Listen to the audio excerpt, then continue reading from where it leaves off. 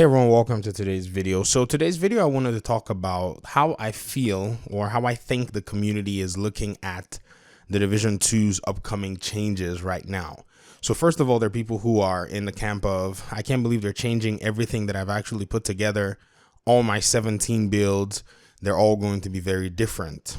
Good, very valid concern. In fact, I think making the changes in the past were actually where it was worse, because they just pretty much changed our entire build and they didn't give us the one thing that would have made it slightly acceptable, which was an increase in power cap. I think by now we should have been talking about gear score 600 in title update 6 or something. They should have had us actually have a gear score 550 cap for us to be able to farm towards when they were making those changes. But I think that's where they actually did not do or make the right choice. Now, in terms of the upcoming changes, when they're bringing these changes to place, which is Gear 2.0 after episode 3, still a long way to go, some members of the community are saying, well, they should have just left the Division 1 system and put it in a Division 2. So that's a second category of people who are making these comments that I've seen here on some of my YouTube videos and even other YouTube videos around on the Division 2 space. And then there's also the community of folks who say, well, I see how it makes sense that these things need to be changed because it seemed like things kind of scaled out of hand and it's going to be some reworks. I'm satisfied with the new system coming. But all in all, the thing that actually I feel holds all these arguments together is the fact that a new level cap is actually coming.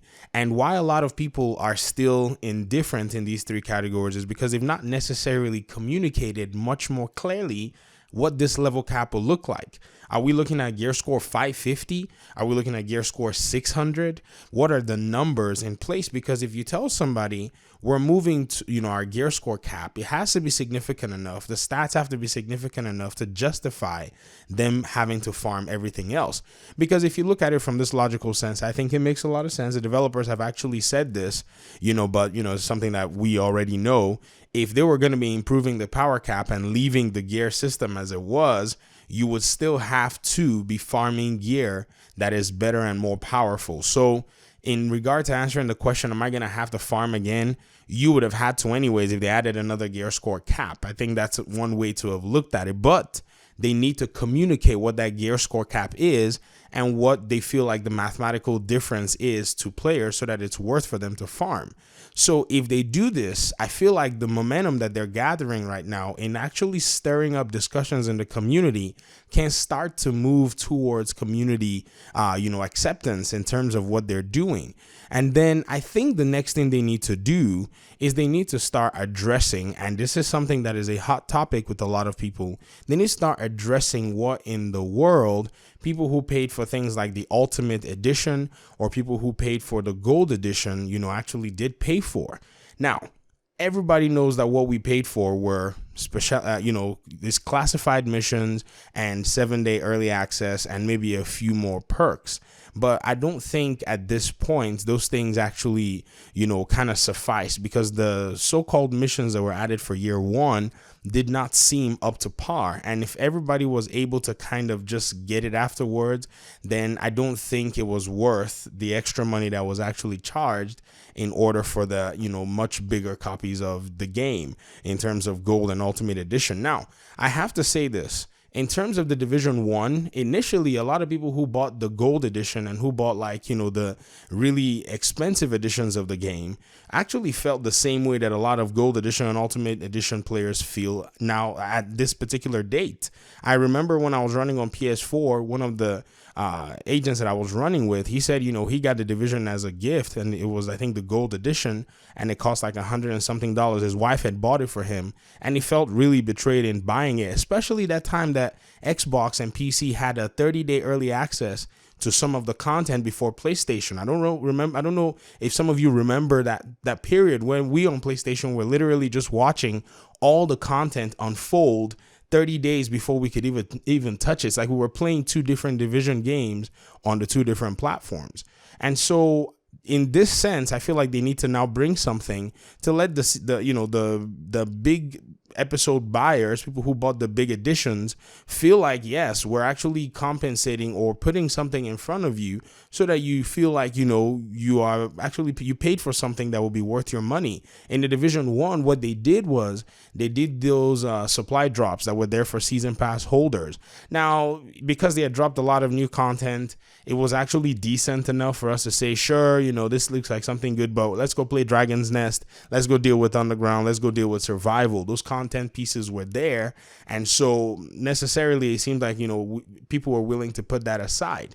But right now in the Division 2, I feel like they need to put an incentive saying, okay, for you people who bought these editions, yes, you got all these things that are there, but most of you have also stuck with the game. So here's something that we're doing for people who had the year 1 pass, as of the time that they paid for it. So people can say, sure, okay, nice. Whatever it may be, whatever the gesture is, they have to come up with that. I can't suggest anything for them. I'm not the one doing PR. And then the third thing is something that I've also discussed before, is allowing us understand the nature of the content that's coming up front so that they can respond to how we view and perceive that content. Right now, a lot of people are saying, please do not bring raids back right now. Or if you're going to be bringing raids, have something that actually works for the more casual audience. I know everyone is wanting to be a hardcore player, but the reality is this. Most people who play the Division 2 and most of the people that you run with are people who just have a very different schedule these days. Not everybody can come back from their 40, 50, 60 hour a week job and, have the energy to grind in that sense. It's just the demographics of the Division 2.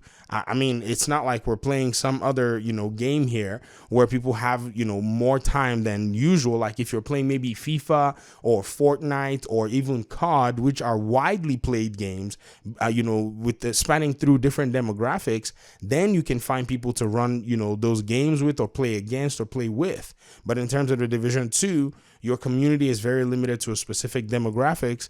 And so it's also nice to make sure that you accommodate them. And this is one thing that I always say.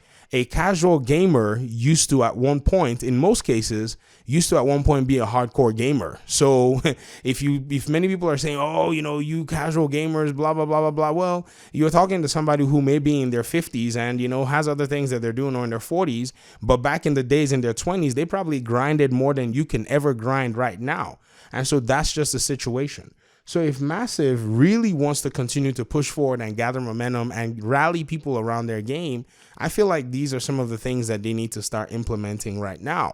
There is a lot that's going to be coming, but they still have to keep community interest in all kinds of different levels until we get to this point of Gear 2.0. So far, so good. I have to commend them and say, I think they're doing a decent job putting these things out here, but there are concerns that are also cropping up that they have to make sure that they make the answers clear too. The case of the level cap and, the new power cap that's coming, they've already mentioned that, but I feel like they need to now go into more depth so that, people who may say they don't know about this can't close their eyes and say they don't have the information, because this is an important issue. This is their IP. This is their game.